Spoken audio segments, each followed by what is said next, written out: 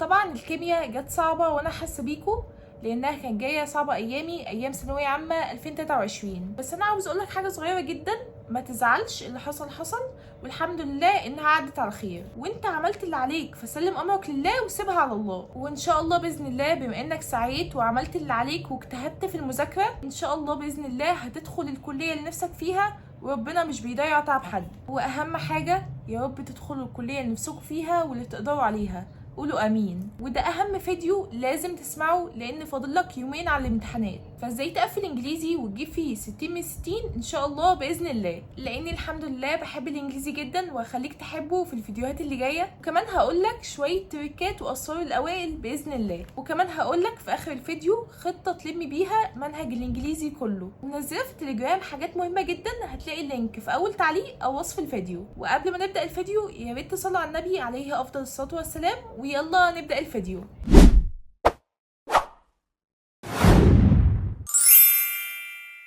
أول حاجة ازاي تحل مشكلة القطعة. هتقرأ الأسئلة الأول وبعدها تقرأ القطعة، والأسئلة هي اللي بتعرفنا عايزين ايه من القطعة ونركز على ايه. ومهم جدا انك لازم تكون حافظ كلمات كتير، ولو مذاكر من أول السنة وحافظ كلمات يبقى تراجعها مراجعة سريعة وسمعها لنفسك غيبا، وحل على الكلمات كتير، وحل نماذج استرشادية سواء على القطعة أو القصة أو الباراجراف أو الكلمات. يعني أصلا النماذج الاسترشادية مجمعة فيها كل فروع الإنجليزي. وأهم حاجة تركز وتحفظ أهم الكلمات، لأنها بتيجي في الأسئلة وبتيجي في الامتحان. أهم الكلمات هي المتلازمات اللفظية وحروف الجر، لازم تحفظها كويس جدا. طب هي ايه اهم الكلمات او المتلازمات اللفظيه؟ هتلاقي تحت الكلمات في حاجه اسمها المتلازمات اللفظيه او التعبيرات اللي هي expressions، او ممكن نسميها متلازمات لفظيه تعبيرات حروف الجر. دي موجوده في صفحه الكلمات او في اي يونت هتلاقيها تحت كده. دي اهم الكلمات اللي تركز عليها وتحفظها كويس، لانها بتيجي في الامتحان وفي كل الاسئله. يعني مثلا في اول كلمه خالص اسمها enthusiastic about، وفي سؤال مهم جدا جه على كلمة enthusiastic about.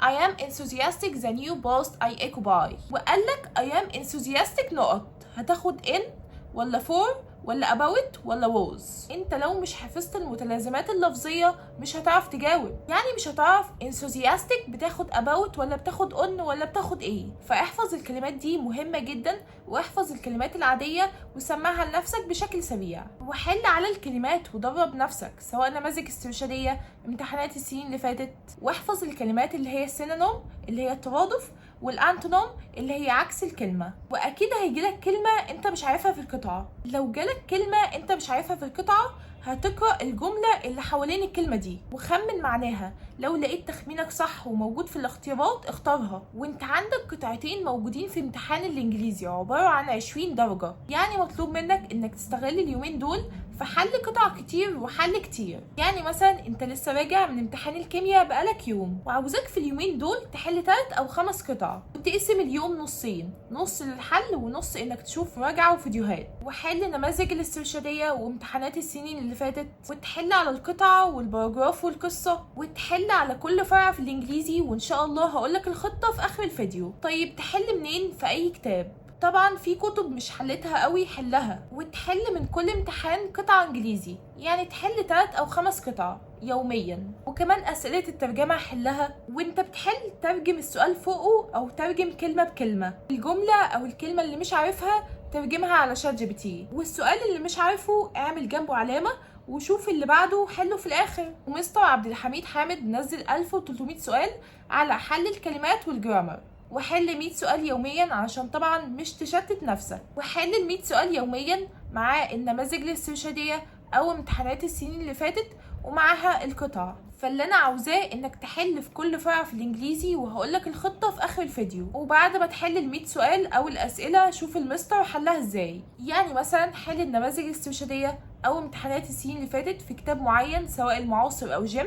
او ماي نيو فريند. وبعد ما تحل اكتب على يوتيوب حل كتاب المعاصر او حل كتاب كذا صفحة كذا، وطبعا راجع معاه وحل معاه. والاسئلة اللي غلطت فيها حلها اكتر من مرة، مرتين او 3. واعمل كشكول فيه الكلمات الصعبة صف انجليزي وصف عربي قدامه، واعمل كشكول فيه الاسئلة اللي غلطت فيها رقم السؤال وجنبه السؤال وتحت الإجابة. واعمل كمان قواعد الجرامر في الكشكول ده. الكشكول ده حرفيا مجمع كل حاجة من أفكار مهمة علشان تراجعها قبل الامتحان بيوم. ولو انت عندك مشكلة في الجرامر فشوف مدرس بيشرح الحاجة دي، أو تتابع مع المدرس اللي معاك سواء أونلاين أو أوفلاين وبعدها تحل عليها. وتتابع مع المدرس اللي معاك هو مدرس واحد. وعندك مدرسين زي إنجليشاوي ومس مي مجدي ومستر محمد أيمن ومستر عبد الحميد حامد، وهسيب لك كل قنوات المدرسين تحت في الديسكريبشن أو في أول تعليق. ومستر محمد أيمن عامل فيديو قطع متوقعة في الامتحان مهم جدا، بعامل برضو مراجعة ليلة الامتحان، شوفها هسيبهم لك في اول تعليق او في وصف الفيديو. والقصة لو مذاكرها من اول السنة فمستر محمد الايمن عامل مراجعة قصة في 44 دقيقة بس. ومستر عبد الحميد حامد عامل لك فيديو مراجعة قصة، وطبعا هتعمل سرعة على 1.5 او 2، بس انا افضل انك تعملها على 1.5 عشان تفهم الكلام. لو انت مش مذاكر القصة فمستر عبقري اللغة عامل لك القصة كاملة في ساعتين، هتسمع القصة او الجرامر وتحل عليه. والسكيلز ففي مستر مجمع لك كل السكيلز في 5 ساعات مهم جدا. اعمل الفيديو على 1.5 او 2. ولو انت بتحب تذاكر الجرامر مع نفسك او في الكتاب على حسب المدرس اللي متابعه، وتذاكر القواعد اللي لخصتها في الكراسة مع المدرس اللي متابعه، فده كويس جدا. لكن لو انت مش بتحب تذاكر مع نفسك وكويس في الجرامر فاسمع الفيديو ده، ولو انت صفر في الجرامر فاسمع الفيديو ده او ده. اهم حاجة سواء تذاكر مع نفسك او مش تذاكر مع نفسك تحل كتير جدا، او تمسك الكتاب وتجيب الجرامر او القواعد وتكتب على اليوتيوب زمن معين وجنبه دروس اونلاين او زي امريكان انجلش. دول ما شاء الله تحفة جدا في القواعد. ازاي تتعامل مع سؤال الباراجراف، تترجمه مرة بالعربي وبعدها تترجمه مرة بالانجليزي، وقبل ما تكتبه في ورقة الإجابة اكتبه في ظهر ورقة الأسئلة علشان مش تتلخبط. فانت كل اللي هتعمله في الفترة دي هتسمع فيديو للمستر للحاجة اللي عندك مشكلة فيها وبعدها تحل عليها كتير جدا. هكذا تسمع فيديو مثلا لمستر للجرامر او الكلمات وتحل عليه كتير جدا. وفي نهاية اليوم تحل 3 أو 5 قطع، وهتقسم في اليومين دول على حسب الفروع اللي عندك. ولو وصلت لحد هنا فأهنيك لان دي اهم حاجة في الفيديو. والخطة اللي هتلمي بيها الانجليزي اول يوم اللي هو يوم الجمعة 3/7، اول حاجة هتحل 3 أو 5 قطع في اليوم. وطبعا واهم حاجة زود في الحل اللي هو سؤال القطعة لانها ب20 درجة. والتاني حاجة هتاخد السكيلز معاها. هتسمع الفيديو ده اللي هو مدته 5 ساعات وتحل عليه. وفي سؤال الترجمة طبعا قلنا اي سؤال ما تعرفش معناه ترجمه، وترجم الجملة على بعضها او كلمة بكلمة، وحل على كل فرع من الكتاب. وبعد ما تخلص حل اكتب في اليوتيوب حل كتاب كذا صفحة كذا وراجع معاه. والأسئلة اللي غلطت فيها ركز عليها وحلها أكتر من مرة. وتحفظ المتلازمات اللفظية أو حروف الجر مهمة جدا، وتراجع الكلمات بسرعة. والأهم من إنك تحفظ تحل كتير. وده كله هيكون الصبح طبعا.